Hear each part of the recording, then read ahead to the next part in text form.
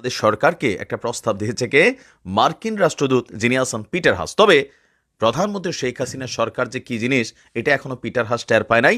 পাঙ্গা যখন নিছে খেলা কিন্তু খেলবে, সিদ্ধান্ত ফাইনাল ল্যাংমেরা ফালাই দিছে পিটার হাসের প্রস্তাবকে सरकारेर पक्ष থেকে।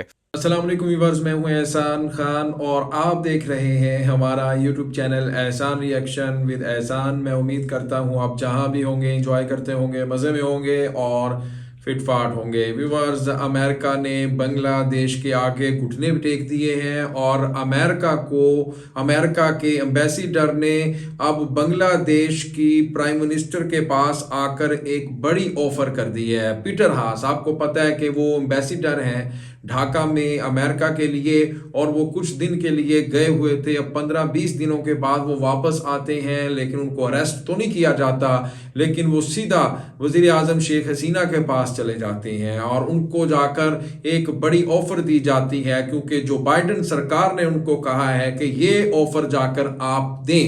इसका मतलब ये हुआ कि अमेरिका ने हाथ जोड़ लिए हैं, अमेरिका ने घुटने टेक लिए हैं, अमेरिका मिनटों तरलों पर आ गया है कि भाई हम आपके ऊपर सैंक्शंस नहीं लगाते, आप हमारे साथ ठीक से चलें, आप हमारे से जो मेड इन अमेरिका पहले वेपन्स जो लेते थे, एयरबस लेते थे, वो ही लें, क्योंकि हमें बहुत ज़्यादा नुकसान हो रहा है, क्योंकि हम आपसे बहुत ज़्यादा रेवेन्यू जनरेट करते थे जब हम आपको एक्सपोर्ट करते थे।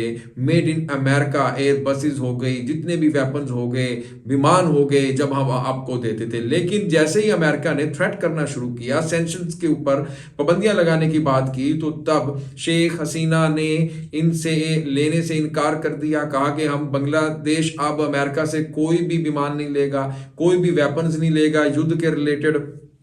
लेकिन फिर उसी दिनों में आपको याद होगा एमेनुएल मैक्रोन आ गए थे, फ्रांस के प्रेसिडेंट, बांग्लादेश का विजिट किया, फिर 5 एयरबस फाइटर जेट का साइन कर लिया शेख हसीना हुकूमत ने फ्रांस के सदर के साथ कि बांग्लादेश मेड इन फ्रांस अब ये एयरबसेस उनसे परचेज करेगा, उनसे इंपोर्ट करेगा। तो अब आपको पता है कि जो अमेरिकन है या यहूदी कह लें या अमेरिकन कह लें, इनको जब आप इकोनॉमिकली मुआशी तौर पर इनके स्ट्रक्चर को जब आप हिट करते हैं, तब इनको टेंशन होती है, तब ये मिन्नतों तरलों पर आते हैं, तब ये आपसे माफी तलाफी करते हैं, तब ये आपके आगे एक्सक्यूज भी करते हैं, तब ये आपको कहते हैं आके जनाब हमारे साथ डील कर लें। अब वही हुआ है कि अब जनाब वो आ गए हैं, पीटर हास साहब आके कह रहे हैं कि आप हमसे ले लें और उसके बदले में हम आपके ऊपर ना ही सैंक्शन देंगे, हम आपको एड्स भी देंगे, पैसा देंगे, आपके साथ जो हमारा रिश्ता है वो और भी स्ट्रॉन्ग होगा। लेकिन तुरंत फौरी इसके ऊपर जो शेख हसीना है उन्होंने इनकार कर दिया है। उन्होंने कहा कि नहीं, आपसे हम ये डील नहीं करेंगे, क्योंकि इससे पहले हमने फ्रांस के साथ एयरबसेस की डील कर ली है। तो इसके ऊपर मैं अपना एनालिसिस इस वीडियो के बाद रखूंगा। ये बहुत ही नईम साउथ कोरिया साहब, उनकी बड़ी इंपॉर्टेंट वीडियो है, एनालिसिस बेस्ड वीडियो वो बनाते हैं। मैं चाहूंगा कि उनकी हम पहले वीडियो देख लें व्यूअर्स, फिर इसके ऊपर मैं अपना तज्जिया आपके सामने रखूंगा। वीडियो देखने से पहले हमेशा की तरह मैं आपसे कहूंगा कि जो दोस्त नए आए हैं चैनल पर, चैनल को सब्सक्राइब कर लें और बेल आइकन भी प्रेस कर दें, वीडियो को लाइक भी किया करें और कमेंट सेक्शन में आप अपनी फीडबैक से हमें जरूर आगाह भी किया करें। और जो अमेरिका है उसने बांग्लादेश को कहा कि आप हमसे एयर गोइंग बसेस लें, फाइटर जेट हमसे लें, आप फ्रांस से ना लें। देखिए भाई, कंपटीशन में आ रहे हैं रशिया के, लेकिन शेख हसीना का नहीं, ऐसा नहीं हो सकता। आइए वीडियो देखते हैं, इसी के ऊपर वीडियो बहुत ही इंपॉर्टेंट वीडियो है, एंड तक जरूर देखिएगा। 3 2 1 एंड क्यू। বাংলাদেশ সরকারকে একটা প্রস্তাব দিয়েছে কে মার্কিন রাষ্ট্রদূত যিনি আছেন পিটার হাস। তবে প্রধানমন্ত্রী শেখ হাসিনার সরকার যে কি জিনিস এটা এখনো পিটার হাস টের পায় নাই। পাঙ্গা যখন নিছে খেলা কিন্তু খেলবে, সিদ্ধান্ত ফাইনাল ল্যাংমেরা ফালাই দিছে পিটার হাসের প্রস্তাবকে সরকারের পক্ষ থেকে। দীর্ঘদিন যাবৎ বাংলাদেশের বিমান সেক্টরে একত্ববাদী রাজত্ব চালিয়ে গেছে মার্কিন যুক্তরাষ্ট্র। এ পর্যন্ত বাংলাদেশ বিমানে যতগুলো বিমান আছে আমরা যদি দেখি, তথ্য অনুযায়ী বর্তমানে বিমানের বহরে থাকা 21টি উড়োজাহাজের মধ্যেই 16টি হচ্ছে মার্কিন যুক্তরাষ্ট্রের বোয়িং এবং বাকি 5টি -8 সবকিছুই আমেরিকা থেকে কিনা। এর মাঝখানে গত কয়েক মাস আগে আপনারা দেখেছেন বাংলাদেশ সরকার এবং ফ্রান্সের মধ্যে একটা চুক্তি হয়েছে। সেই চুক্তিটা হচ্ছে বিমানে বোয়িং এর বদলে এবার কানেক্ট হতে যাচ্ছে এয়ারবাস। আর এই এয়ারবাসকে কিনা কেন্দ্র করে মার্কিন যুক্তরাষ্ট্রের বিশাল ব্যবসা এখানে কিছুটা হুমকির মুখে পড়েছে। বাট মার্কিন যুক্তরাষ্ট্র পিছ ছাড়ে নাই। এখন এসা এমন টাইমে এই অফারটা করছে নানান দিক থেকে হার্ড লাইন তৈরি করা, যেন সরকার যদি আমেরিকা থেকে এই 10টা বিমানের বোয়িং কিনে তাহলে হয়তো একটা পজিটিভ সম্পর্ক তৈরি হবে শেখ হাসিনার জন্য বা বাংলাদেশ আওয়ামী লীগের জন্য। কিন্তু প্রধানমন্ত্রী তো বড় ভাই ঝুঁকেঙ্গেন হিসালা স্টাইলে আছেন। দর্শক, আবারও বেলজ্জার মতন বিমান বাংলাদেশ এয়ারলাইন্সের কর্মকর্তাদের সাথে বৈঠক করে আবারও একই অফার করেছে মার্কিন রাষ্ট্রদূত পিটার হাস।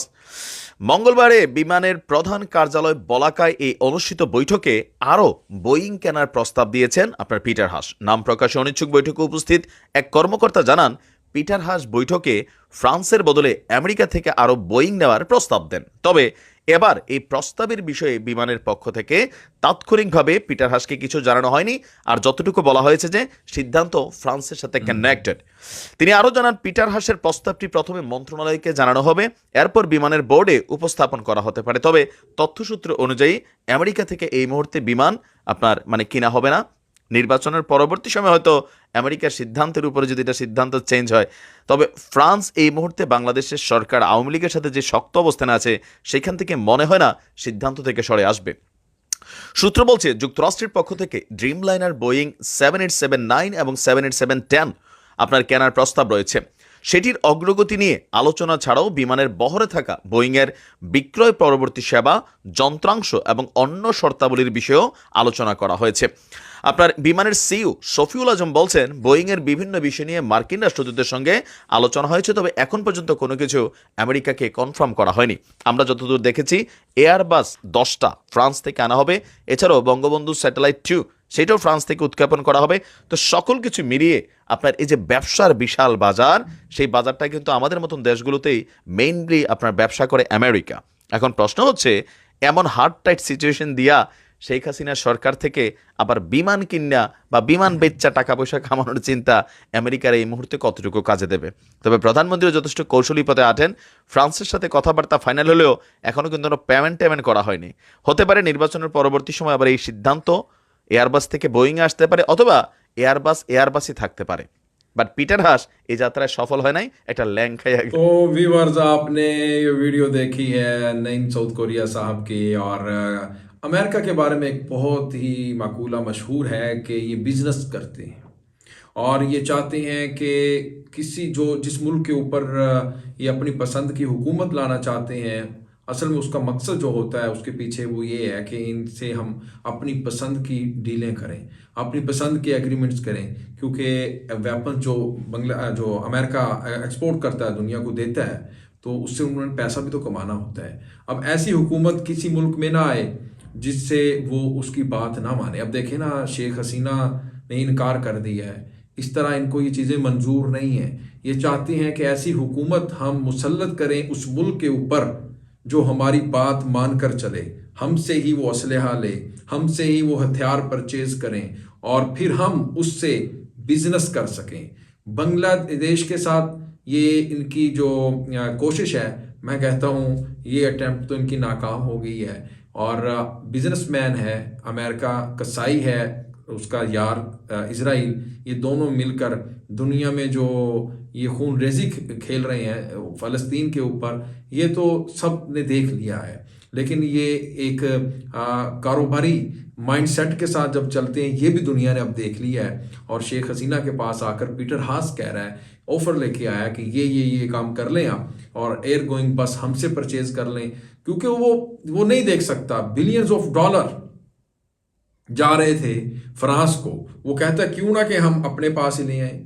ये एक दौड़ होती है, एक कंपटीशन होता है कि वो उनके पास क्यों जा रहे हैं, हमारे पास आ जाए। ये सब का सब इसी की दौड़ है, इसी का नाम सुपर पावर है कि हमारा नाम दुनिया में चले।